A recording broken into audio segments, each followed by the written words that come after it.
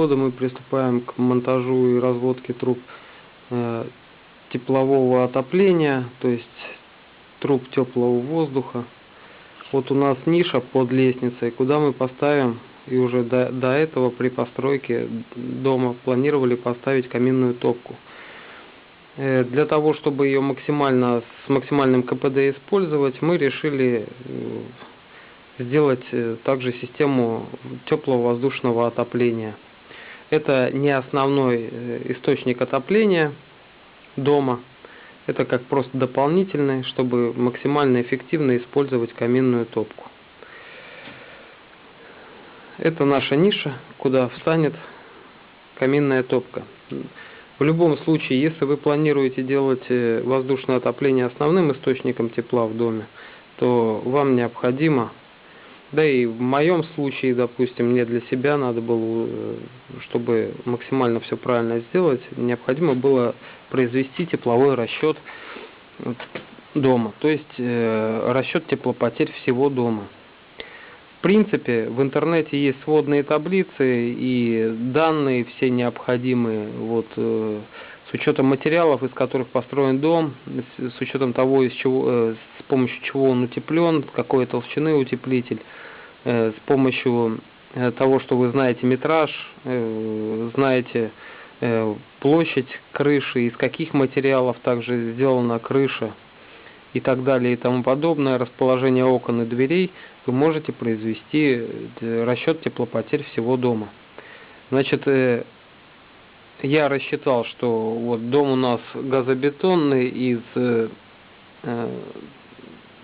шириной блока 30 сантиметров, внешняя стена утепленной 5 сантиметрами пенопласта,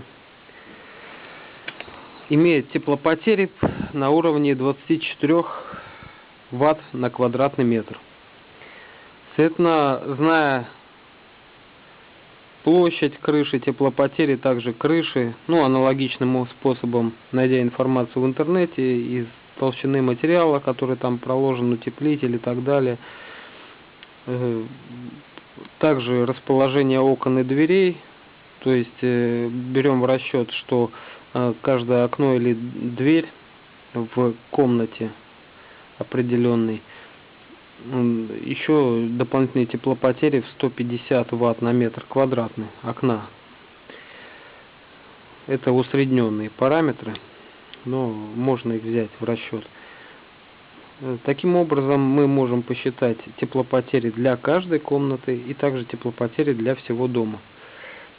У меня теплопотери всего дома, дом 100 метров квадратных, из этого материала, как я вам уже говорил, газобетон 30 сантиметров, толщину 5 сантиметров пенопласта утеплитель, 10 сантиметров утепления кровли, имеет теплопотери 6,5 киловатт на весь дом. Если вы планируете систему воздушного отопления как основной источник, то, следовательно, берем из расчета камин для 100 метров, для дома в 100 метров квадратных, где-то приблизительно номинальной мощностью должен быть 10 киловатт. Плюс теплопотери 6,5 киловатт. И максимально эффективно будет у вас ставить камин, который будет на 17-18 киловатт. Куплен камин, каминная вставка, вы видите, чугунная. 25 тысяч рублей в Калининграде стоит. Что хорошо, что он чугунный. Вы видите ребра на его поверхности. Это для того, чтобы увеличить площадь теплообмена. Также, чтобы у нас камин использовался с максимальным КПД, я решил развести трубопроводы теплого воздуха по дому от него. И, следовательно, заизолировать нишу, где будет эта каминная топка стоять. Для того, чтобы максимальное количество тепла от каминной топки попадало именно в трубы, а не в стены, не рассеивалось в газобетонные стены. И также бетонную лестницу, что тоже не является хорошо, когда у вас бетон постоянно нагревается. Поэтому я приступил к изоляции данной ниши.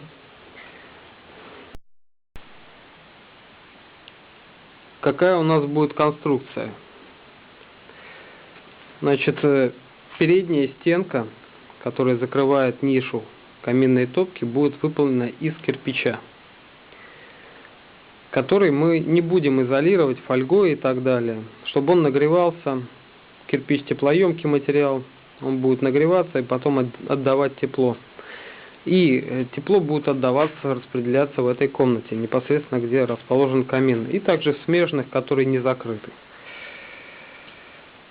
Остальные стены из газобетона мы изолируем вот такими. У нас оставались плиты минеральной ваты по 5 сантиметров. Можно тоньше здесь брать. Суть роли не играет. Вот. Мы обворачивали вот таким рулонной фольгой. Рулон фольги 10 метров стоит 1000 рублей. И притом не полностью обворачивали, а где-то вот с внутренней стороны на 5 сантиметров. Обернули, строительным скотчем зафиксировали, строительным степлером зафиксировали на плитах. Плиты приставили к стене, на пару гвоздей посадили, чтобы пока нам собрать всю конструкцию, чтобы они не гуляли. Сейчас мы все до конца будем еще изолировать, а потом уже все вместе плиты свяжем вот с помощью вот такой перфорированной металлической ленты на гвозди. И окончательно на гвозди сотые прибьем вот так несколько полосок этой ленты. И все, заизолируем. Я вам могу сказать то, что вот до плит, вот тут стоит буржуйка, печка. До того, как мы установили плиты, к печке можно было, когда она работает, когда происходит процесс горения, можно было спокойно подходить. Тепло чувствовалось, она нас спасает сейчас.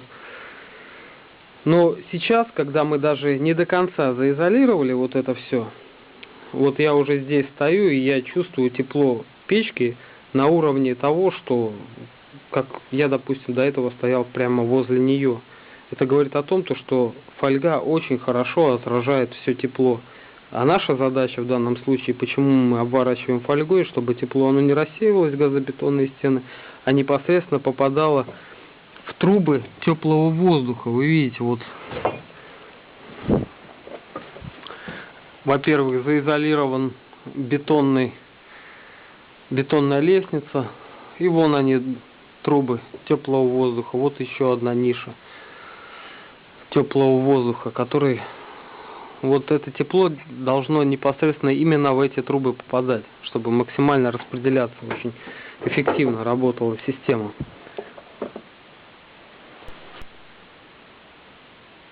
Теперь непосредственно о трубах теплого воздуха. Их диаметр рассчитывается исходя из вентиляции, из труб вентиляции. Это тоже можно достаточно просто по метражу комнаты посчитать, какая вентиляция вам необходима в каждой комнате, и спроектировать систему вентиляции. Следовательно, трубы теплого воздуха не должны быть диаметром меньше, чем вентиляционные трубы, иначе КПД очень сильно падает. Все тепло, которое поступает в комнату, будет сразу уходить в вентиляцию, и все. Мы не добьемся какого-либо эффекта от этого. У нас трубы соответствуют. Чуть позже я покажу пример. То есть рассчитали трубы вентиляции для каждой комнаты, и трубы теплого воздуха должны быть как минимум не меньше, чем трубы вентиляции в диаметре. Вот вы видите наглядный пример. Все трубы теплого воздуха, трубопроводы, во-первых, должны не превышать, если у вас система с естественной циркуляцией воздуха, не должны превышать 3-4 метров. Они должны быть заизолированы. Изолируем мы с помощью рулонной стекловаты, и закрываем также вот таким вот рулонным стекловату, обматываем рулонной фольгой. Фиксируем на также фольгированный скотч стыки. Хорошенько обматываем. Трубы должны иметь минимальное количество изгибов. Желательно их вообще избегать. трубы должны выходить в помещениях.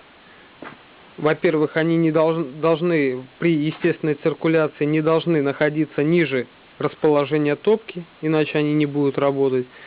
А во-вторых, если у вас они, вот допустим, для второго этажа, они должны выходить из стены на 30-50 сантиметров от пола, находиться вот на таком уровне, для максимальной эффективности распределения теплого воздуха. А сверху у нас вентиляция, то есть теплый воздух заходит снизу, распределяется, нагревается в помещение нагревается и потихоньку уходит в вентиляцию.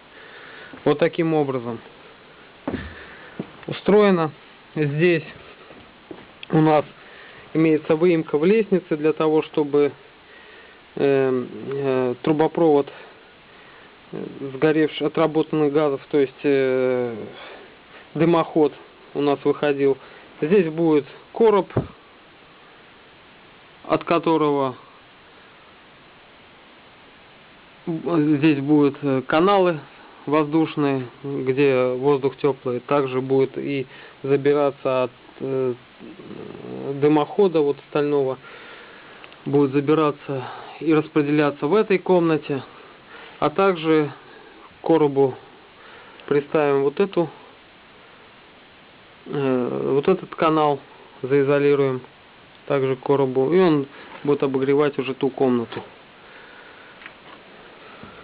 Обшили будущую камеру для теплого воздуха, куда будем ставить каминную вставку. Вот эту.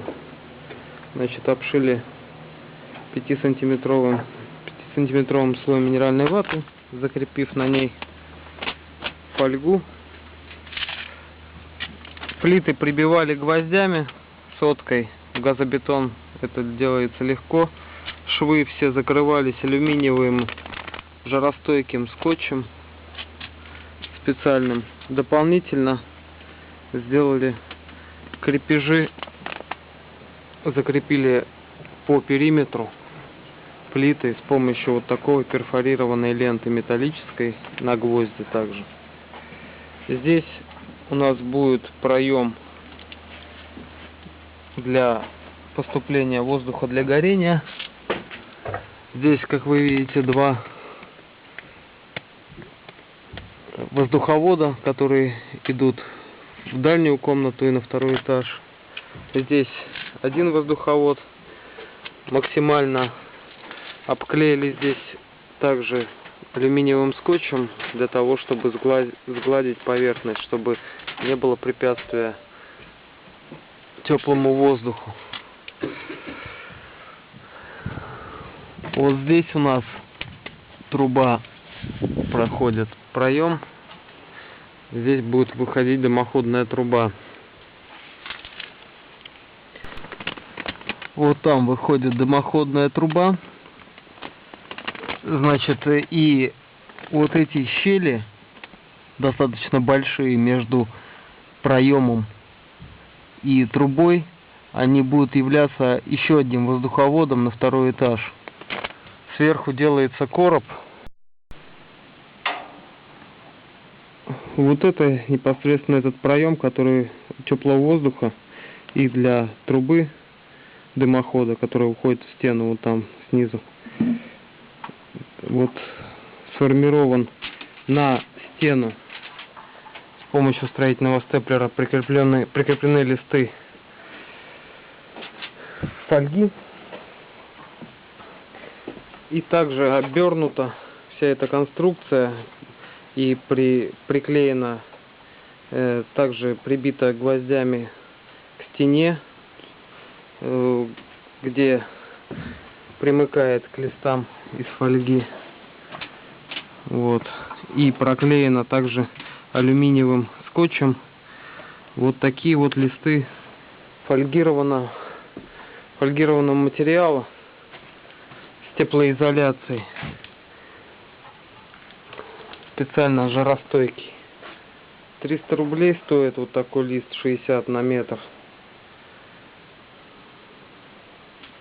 Вот, и вот сам короб, который в дальнейшем Вот эта конструкция, лист вот так завернут, края на фольге, чтобы у нас контур был закрыт. А снаружи просто обошьется все гипсокартоном. Вот здесь труба вставлена в стену, она пойдет в этот основной канал теплого воздуха и для вот этой комнаты. Сверху вот здесь будут сделаны с этой стороны и с той воздуховоды для этого помещения на второй этаж. Ну а в то помещение вот забор шел там, внизу я вам показывал, вот одна труба выходит через там технический санузел, грубо говоря, вот так вот на второй этаж. Длины труб не превышает 3 метров, длины трасс труб, что позволяет нам обеспечить естественную циркуляцию теплого воздуха. А данные листы — это базальтовая вата, это является суперизолятором. И фольга алюминиевая, наклеенная на поверхность базальтовой ваты. То есть базальтовая вата у нас теплоизолирует со стороны помещения канал, а фольга отражает, и так как имеет гладкую поверхность, очень не препятствует движению циркуляции воздуха теплого внутри вот этого короба. Максимально все плотно стыкуем, чтобы избежать теплопотерь каких. Монтируем вот эту топку. Купили вот переходничок. Вот такой дополнительный металлический теплообменник. Трубу сразу теплообменник для дополнительного обогрева воздуха, который будет поступать как раз из того проема. Парочку вот таких крепежных хомутов. Вот такую трубу 350 в длину миллиметров с ревизией необходимо, чтобы потом не разбирать трубопровод в случае, когда его необходимо будет почистить. Ну и дополнительный элемент 250 в длину, чтобы мы рассчитали так, чтобы в соответствии с подъемом топки вот здесь над уровнем пола, чтобы у нас все стыковалось с коленом, которое уже находится вот здесь вот. Ставили каминную топку на место, в свою нишу. Для этого за день до этого сложили тумбу из кирпича, вот такую от пола. Тумбу сложили для того, чтобы, во-первых, поставить топку на нее, а во-вторых, еще необходимо было соблюсти необходимое расстояние, чтобы все элементы дымохода у нас встали плотно. Ставим, соблюдаем зазор, хотя бы сантиметр оставили. Мы фактически оставили зазор между топкой и стеной, чтобы все-таки там была циркуляция воздуха. Помимо этого, все, собрали дымоход, все швы тщательно смазали герметиком специально для дымоходных труб. Поставили вот этот радиатор, вы видите, скрепили его с ревизионным коленом с помощью хомута, при этом также что с внутренней, что с наружной стороны все заделано герметиком. Вот она ревизия, соответственно. Вот это радиатор, теплообменник дополнительный, чтобы с максимальным КПД использовать выход отработанных газов из камина. Итак, мы зажгли камин, проверили тягу, проверили все соединения, нигде дым не идет из трубных соединений. Тяга отличная, значит можно облицовывать камин и доделывать уже систему воздуховодов. Сложили облицовку из кирпича камина. Замысел, напомню, следующий, чтобы отсечь нишу, где нагревается воздух, поступающий, вот там есть вент-канал, специально для горения воздух поступает холодный туда, отсечь нишу от внешнего периметра помещения, чтобы весь воздух непосредственно в нише собирался и поступал в сеть воздуховодов теплого воздуха, который мы также уже сделали. Вот зашиваем окончательно уже. Сегодня будем вот эту вот нишу отсекать на вот уже установленный металлопрофиль, конструкцию. Мы будем ставить вот такой пожаростойкий, жаропрочный гипсокартон. Вот им будем зашивать. Вот этот центральный короб пока полностью не зашит, хотел показать. С помощью вот таких базальтовых матов, одна из поверхностей которых покрыта фольгой, мы обмотали, грубо говоря, вокруг выхода дымохода, защитили стену также фольгой, создали контур фольгированный, и фактически вот этот трубопровод, у нас центральный трубопровод, этот трубопровод обогревает это помещение с помощью вот таких вент-решеток, закрывающихся, чтобы можно было регулировать. И вот вы видите закрытый утепленный трубопровод из гофротрубы алюминиевой для того помещения. Вот здесь выходит, здесь мы соединяем также с помощью алюминиевого скотча и уходит туда, в ту комнату, и будем полностью зашивать.